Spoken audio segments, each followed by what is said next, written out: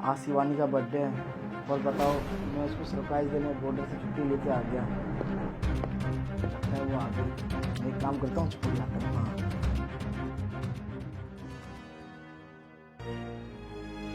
और बताओ आज तुम्हारा बर्थडे है, क्या सरप्राइज दे रही हो मेरे को? सरप्राइज तो तुम दोगे मुझे। बताओ क्या लेके आए हो मेरे लिए।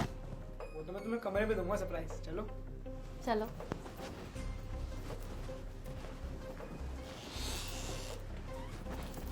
मतलब मैं बॉर्डर से छुट्टी लेके आया हूँ अपनी बीवी से मिलने के लिए, यहाँ पे उसको सरप्राइज़ देने के लिए।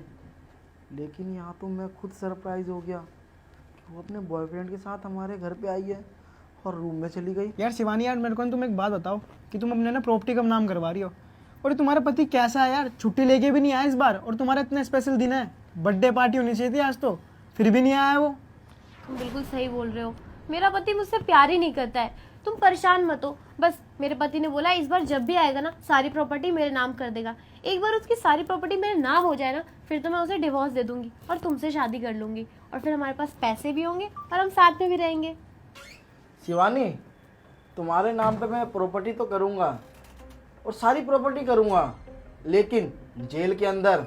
फिर राजा तुम कब आए? तुमने मुझे बताया भी नहीं और जैसा तुम सोच रहे हो ना वैसा कुछ भी नहीं है। अरे बस करो तुम।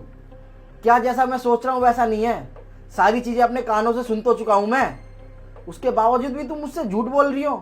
तुम्हें पता है यार शिवानी, मैं बॉर्डर से छुट्टी लेके आया था सिर्फ तुम्हारे लिए, तुम्हारे को सरप्राइज देने।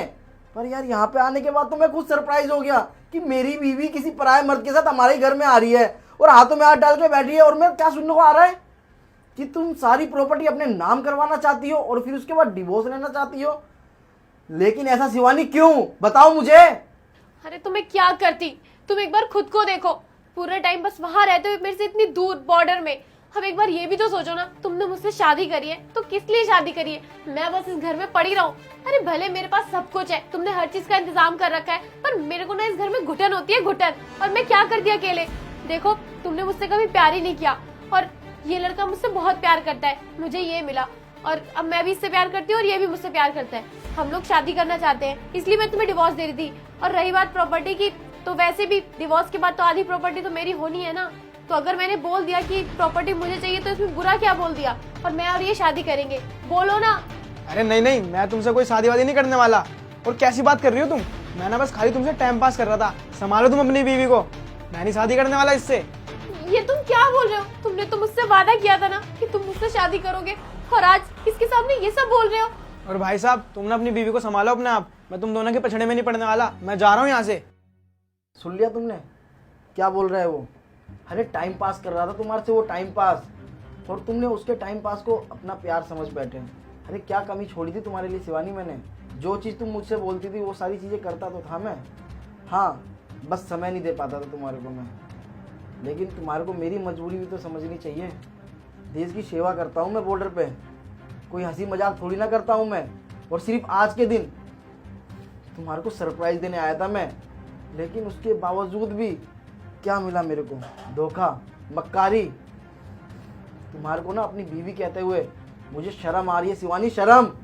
राजा देखो, प्लीज मुझे माफ कर दो। आज के बाद मैं ऐसा कभी भी नहीं करूंगी, कोई भी शिकायत का मौका नहीं दूंगी। अगर ये सारी बातें घर में सबको पता लग जाएगी तो हमारी बहुत बदनामी हो जाएगी। अब से मैं तुम्हारे साथ अच्छे से रहूंगी, कोई गलती नहीं करूंगी। प्लीज राजा, एक बार माफ कर दो, तुम्हारी भी तो बदनामी हो जाएगी ना। एक बार प्लीज।